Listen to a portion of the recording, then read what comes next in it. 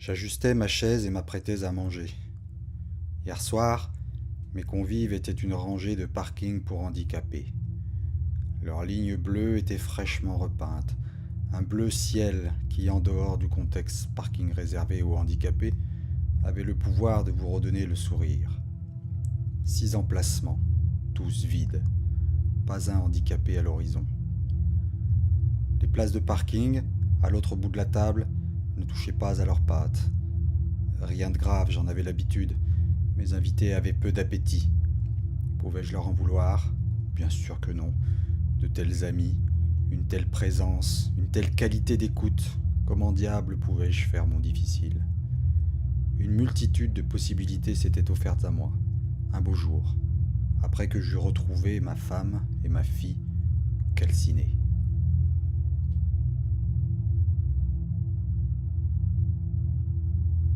Je ne ressentais pas grand-chose et cette émotion me tuait, littéralement. Les enquêteurs pariaient sur une explosion instantanée, causée par la gazinière. Un oubli de ma femme, ou le délire de ma fille. Ça arrivait souvent qu'un gosse, pour voir ce que ça faisait, ouvre l'arrivée du gaz et reparte jouer à cache-cache. Ça arrivait qu'une mère de famille débordée oublie de fermer le gaz. Est-ce que ça avait son importance de savoir comment c'était arrivé? Un appareil photo, celui de Madison, ma fille.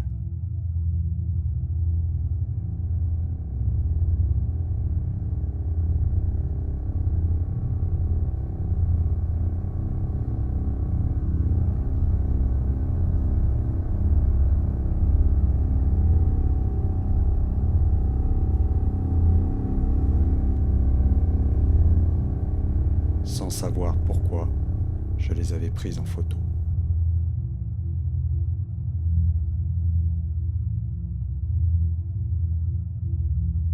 C'est là que tout avait commencé, que j'ai commencé à prendre des photos. Je trouvais un 2 pièces à la périphérie de la ville et proche de la gare.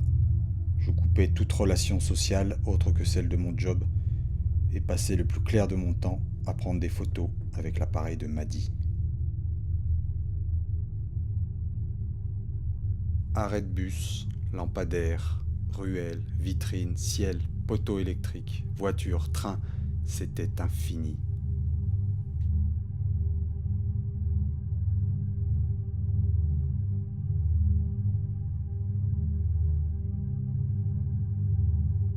Il était impossible de manger.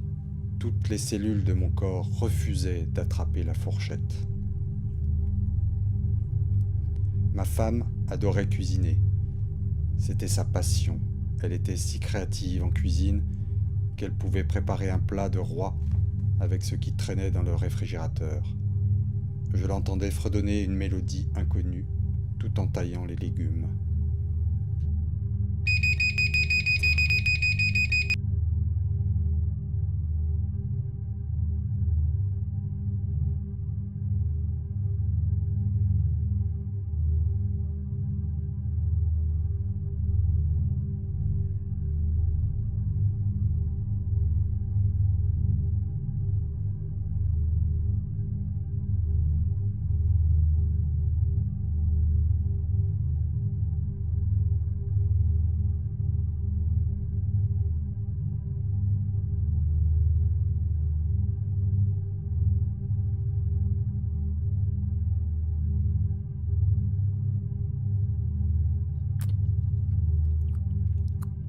Sans quitter ma famille des yeux, je mâchais goulûment. Ce n'était ni bon ni mauvais, mais je sentais mon corps affamé me remercier.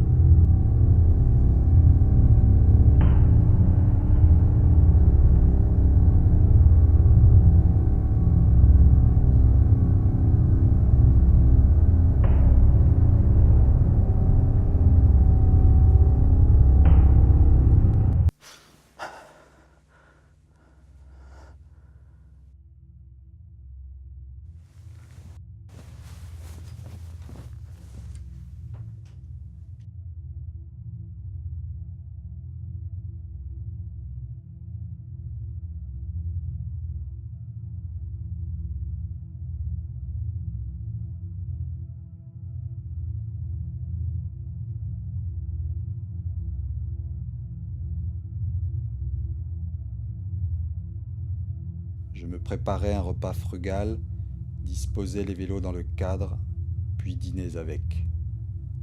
Le lendemain, c'était une boîte à lettres. Le surlendemain, un caddie.